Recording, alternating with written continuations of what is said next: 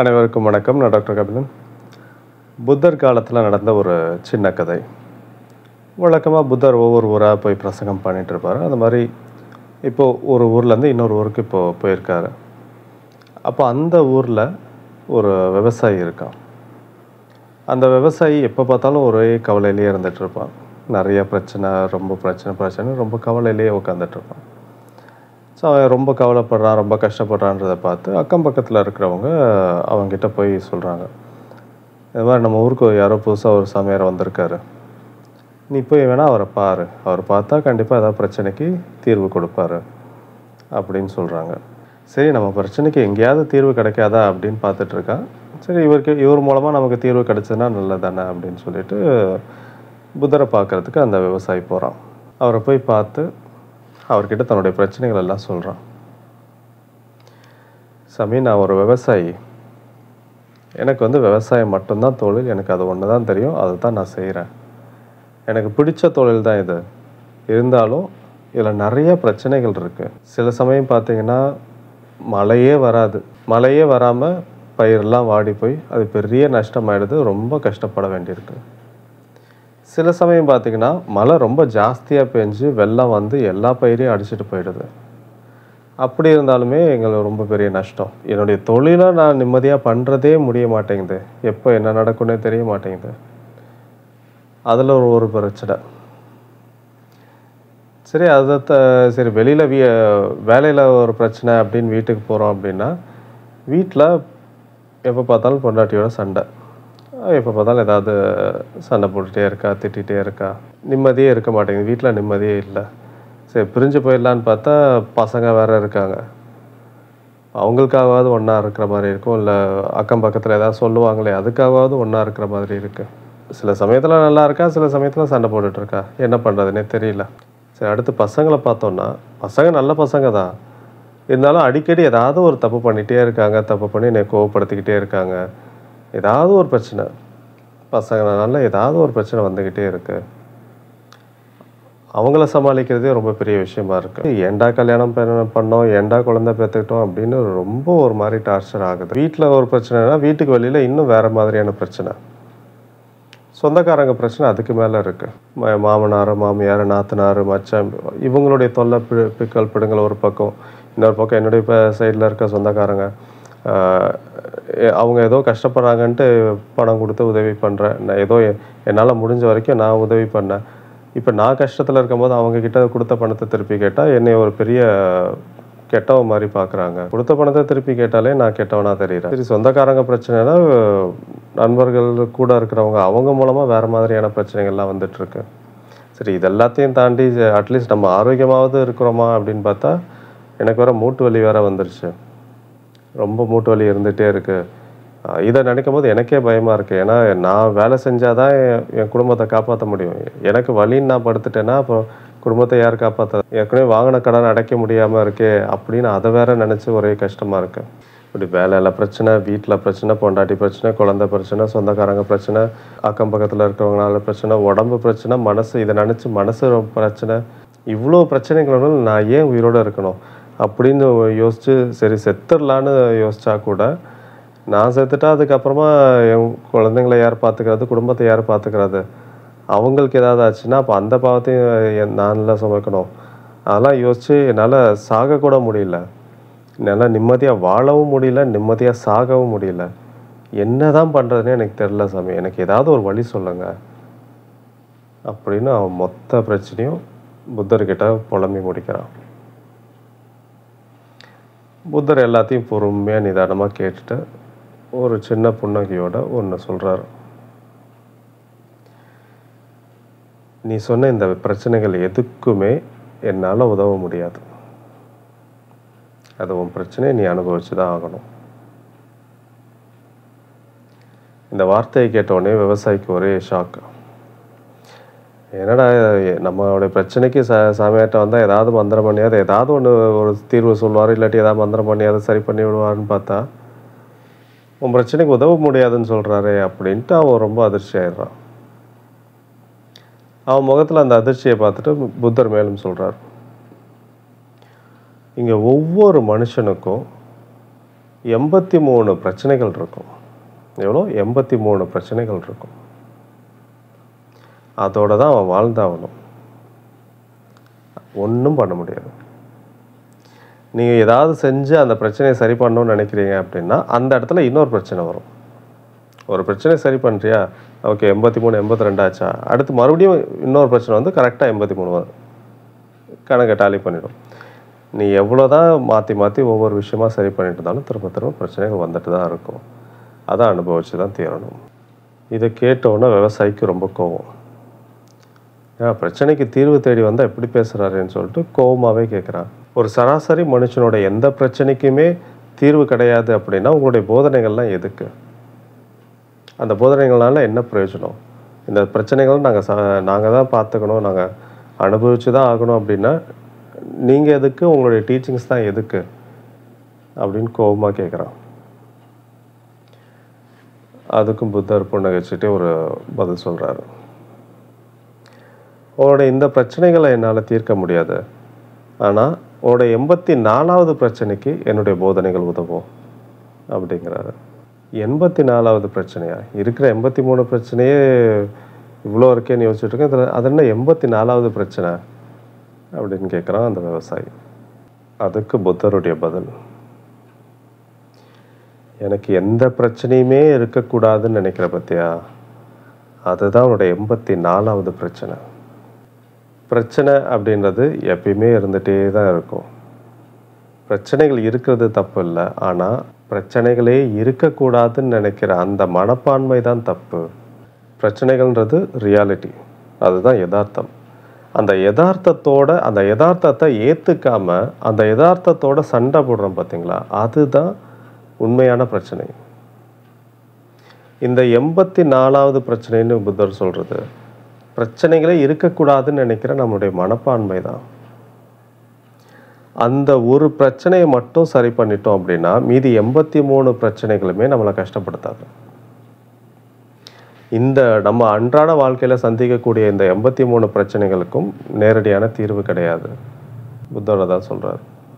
உன்னோட இந்த 83 பிரச்சனைகளுக்கும் என்னால் தீர்வு சொல்ல முடியாது, ஆனால் உன்னுடைய 84வது பிரச்சனைகளே இருக்கக்கூடாதுன்னு நினைக்கிற அந்த மனப்பான்மைக்கு என்னுடைய போதனைகள் தீர்வு கொடுக்கும். எப்போ நீ பிரச்சனைகளே இருக்கக்கூடாதுன்ற அந்த மனப்பான்மையை நீ விட்டு வெளியில் வந்துட்டியோ அப்போவே உன்னுடைய 83 பிரச்சனைகள்னால உனக்கு எந்த கஷ்டமும் இருக்காது. அப்போ பிரச்சனைகள் அப்படின்றது கஷ்டத்தை கொடுக்கறதில்ல, பிரச்சனை இருக்கக்கூடாதுன்னு நினைக்கிற நம்முடைய மனம்தான் உண்மையிலேயே நமக்கு கஷ்டத்தை கொடுக்குது. அப்போது அந்த 84வது பிரச்சனையை சரி பண்ணிட்டோம், அது இந்த புத்தருடைய போதனைகள் மூலமாக 84வது பிரச்சனை சரியாயிடுச்சு அப்படின்னா மீதி இருக்கிற 83 பிரச்சனைகளும் நமக்கு பெருசாக பாதிப்புகளை ஏற்படுத்தாது. நம்ம வந்து சின்ன வயசுலேருந்தே ஒரு ஃபேண்டசிலேயே இருந்து பழகிட்டோம். என்ன, ஏதாவது ஒரு திரைப்படம் பார்த்தா அந்த ஹீரோவாகவே நம்ம மாறிடுவோம். யதார்த்தத்தை மீறி நம்மளுடைய கற்பனைகள் இருக்கும். இப்படி இருந்தால் நல்லாயிருக்கும், அப்படி இருந்தால் நல்லாயிருக்கும், நிறைய நம்ம கற்பனைகள் நம்ம பண்ணிகிட்ருப்போம். அதே மனப்பான்மை தான் இப்பயும் நமக்கு வந்துட்டுருக்கு. அது சின்ன வயசில் மட்டும் இல்லை, இப்பயுமே வந்து நம்ம நிறைய விஷயங்கள் வந்து ரொம்ப ஃபேண்டசியில் இருப்போம். இப்படி நடந்தால் இப்படி இருக்கும், அப்படி நடந்தால் இப்படி, அந்த ஃபேண்டசி இருக்குது பார்த்தீங்களா, அந்த ஃபேண்டசி தான் இங்கேயும் அப்ளை ஆகுது. என்ன ஃபேண்டசி? நான் எந்த பிரச்சனைகளுமே இல்லாமல் நிம்மதியாக இருக்கணும், சந்தோஷமாக இருக்கணும். யாரை கேட்டாலும் என்ன சொல்லுவாங்க, இவ்வளோ பிரச்சனை இருக்குது, இந்த பிரச்சனையெல்லாம் இல்லாமல் நான் நிம்மதியாக சந்தோஷமாக இருக்கணும். இதுதான் எல்லாரும் சொல்கிறது. நிம்மதியாக சந்தோஷமாக இருக்கணும்னு நினைக்கிறது தப்பு இல்லை, ஆனால் பிரச்சனைகளே இல்லாமல் நிம்மதியாக சந்தோஷமாக இருக்கணும்னு நினைக்கிறது தான் அங்கே தப்பு. அதுதான் எல்லா பிரச்சனைகளுக்கும் காரணமாகவே இருக்கு. நிம்மதி இல்லாமல் இருக்கிறதுக்கு அதுதான் முக்கியமான காரணம். பிரச்சனைகள் அது பாட்டுக்கு அந்த 83ன்றது ஒரு சின்ன ஒரு கணக்கு மாதிரி. அதாவது மனுஷனுக்கு எப்பயுமே ஏதாவது ஒரு பிரச்சனைகள் இருந்துட்டு தான் இருக்க போகுது. ஒன்று சரி பண்ணுறோமா, சரி பண்ணதுக்கப்புறமா அடுத்து இன்னொரு பிரச்சனை, அது சரி பண்ணுறோமா, அதுக்கு இன்னொரு பிரச்சனை. பிரச்சனைகள் இல்லாததுக்கு அப்புறமா, எல்லா பிரச்சனையும் முடிஞ்சதுக்கு அப்புறமா தான் நான் சந்தோஷமாக இருப்பேன், அப்புறமா தான் நான் நிம்மதியாக இருப்பேன்னு நினச்சோன்னா அது கடைசி வரைக்கும் நடக்காது. ஏதாவது ஒன்று மாற்றி ஒன்று இருந்துட்டு தான் இருக்கும். இதுதான் யதார்த்தம். வாழ்க்கைனா இது எல்லாமே இருக்குன்ற அந்த யதார்த்தத்தை புரிஞ்சுக்கிட்டு ஏற்றுக்கக்கூடிய மனப்பான்மை இருந்துச்சுன்னா அதுதான் நிம்மதிக்கான வழி.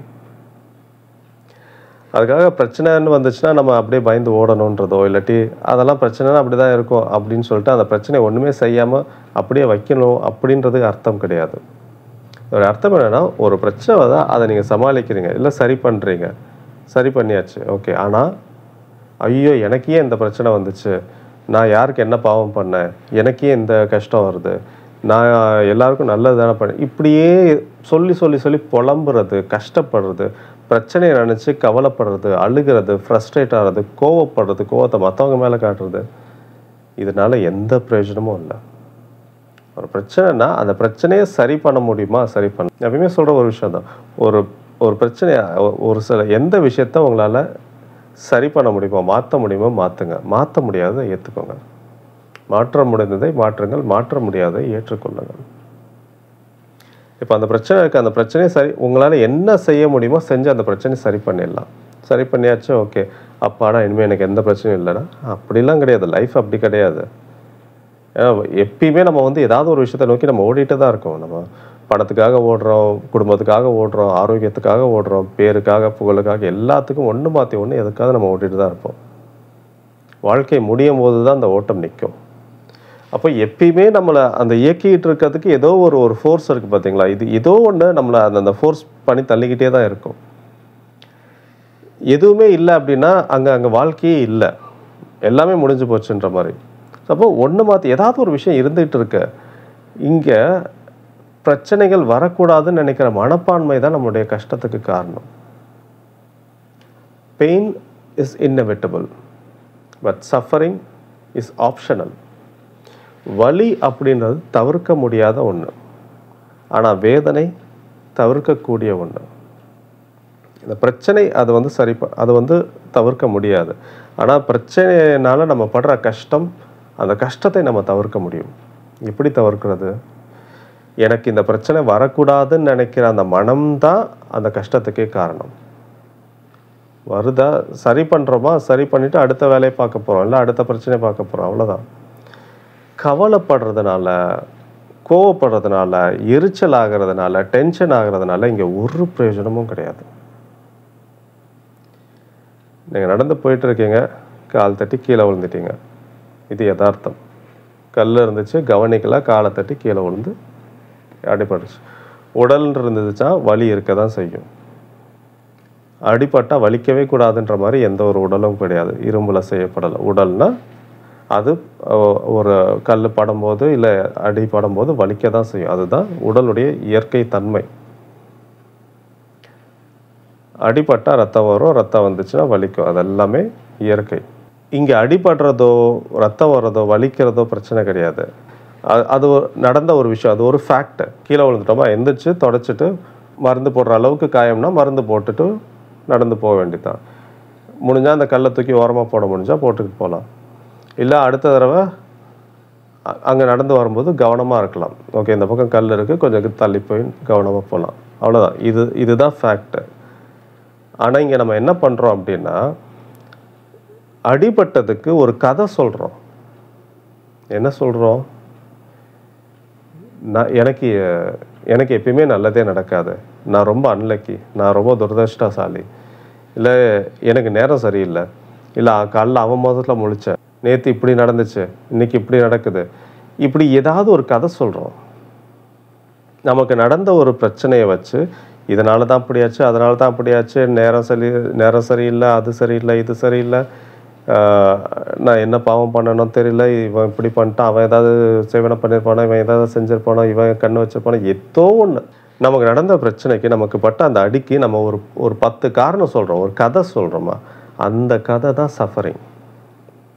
அடிபட்டுடுச்சா காயத்துக்கு மருந்து போட்டு அடுத்த வேலையை பார்க்க போகிறத விட்டுட்டு நம்ம இவ்வளோ கதை சொல்லிகிட்டு இருக்கோம் பார்த்தீங்களா.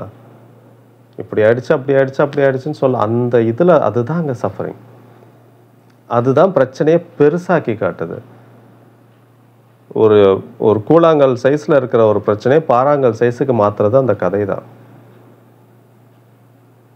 இதே மாதிரி தான் ஒவ்வொரு பிரச்சனைக்கும் அந்த பிரச்சனை வந்துச்சு அதை சரி பண்ணுறதை விட்டுட்டு என்னென்னமோ அதுக்கு ஒரு கதையை சொல்லி, எனக்கு எதுக்குமே நான் லைக் இல்லை, எனக்கு எப்பயுமே இதே மாதிரி பிரச்சனை தான் வந்துட்டுருக்கோம், நான் வாழ்கிறதே வேஸ்ட்டு அப்படி இப்படின்னு என்னென்னமோ கதைகள் சொல்லி அந்த பிரச்சனையை நம்ம பெருசாக்கி அந்த பிரச்சனையோடு போராடிட்டுருக்கோம்.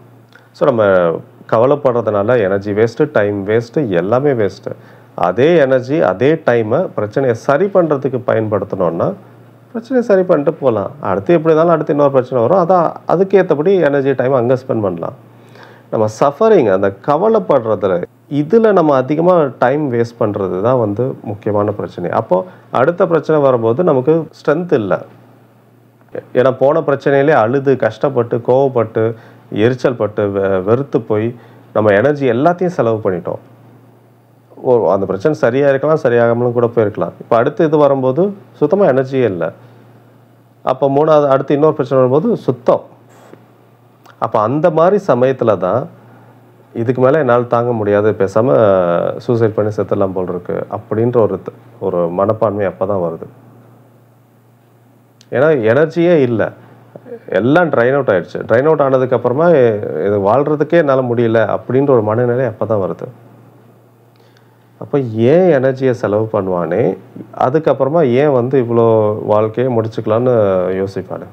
அப்போ நிம்மதியாக வாழ்கிறதுக்கு ஒரே வழி பிரச்சனைகளை சரி பண்ணுறதுக்கு நம்மளுடைய எனர்ஜியும் டைமையும் செலவு பண்ணலாமே தவிர அதை நினச்சி கவலைப்படுறதில் ஒரு பிரயோஜனமும் கிடையாது. அதை நினச்சி புலம்புறதில் இப்படி ஆயிடுச்சு அப்படி ஆயிடுச்சுன்னு புலம்புறதில், கவலைப்படுறதில், கோவப்படுறதில், ஃப்ரஸ்ட்ரேட் ஆகிறதில் எந்த பிரயோஜனமும் இல்லை. இந்த ஒரு மனப்பான்மை, இந்த ஒரு மைண்ட் செட் வந்துடுச்சு அப்படின்னா நம்மளால் எதையும் சமாளிக்க முடியும். முடிஞ்சு போன விஷயத்தையே நினச்சி நம்ம ரொம்ப கவலைப்பட்டுட்டும் இருக்க மாட்டோம். அடுத்து என்ன, இப்போ ப்ரெசன்ட் மொமெண்ட்டில் மைண்டை ஃபோக்கஸ் பண்ணி இப்போ என்ன செய்ய முடியுமோ அதை செய்வோம். மாற்ற முடிஞ்ச விஷயத்த மாற்றிடுவோம். மாற்ற முடியாதா, ஓகே இப்படி தான் ஏற்றுக்கிட்டு அடுத்த வேலையை பார்க்க போயிடணும். அந்த மனப்பான்மை வந்துடுச்சு அப்படின்னாலே நிம்மதி கன்ஃபார்ம். ஸோ நம்ம நிம்மதியாக இருக்கிறதுக்கு ஒரே வழி இதுதான். நான் சொன்ன விஷயங்களை நீங்கள் திரும்ப திரும்ப யோசிச்சு பாருங்கள். இது ரொம்ப சிம்பிளான ஒரு கான்செப்ட் மாதிரி தெரியும். ஆனால் இதை ஒன்ஸ் நீங்கள் புரிஞ்சிட்டீங்க அப்படின்னா நீங்கள் வாழ்க்கையை பார்க்குற விதமே மாறிடும். இதை திரும்ப திரும்ப நான் சொன்ன விஷயத்தை திரும்ப திரும்ப கேட்டு பாருங்கள். திரும்ப திரும்ப கேட்டு அதை மறுபடியும் மனசுக்குள்ளார பதிய வச்சு அதை புரிஞ்சுக்கோங்க. புரிஞ்சுக்கிட்டு அதை உணர்வு பூர்வமாக அதை நீங்கள் கொண்டு வந்தீங்க அப்படின்னாலே வாழ்க்கையை பார்க்குற விதம் மாறும். நீங்கள் பிரச்சனைகளை பார்க்குற விதம் மாறும். அது மாறுச்சு அப்படின்னா கண்டிப்பாக நிம்மதி இருக்கும். அடுத்து இன்னொரு வீடியோவில் சந்திக்கலாம். நன்றி, வணக்கம்.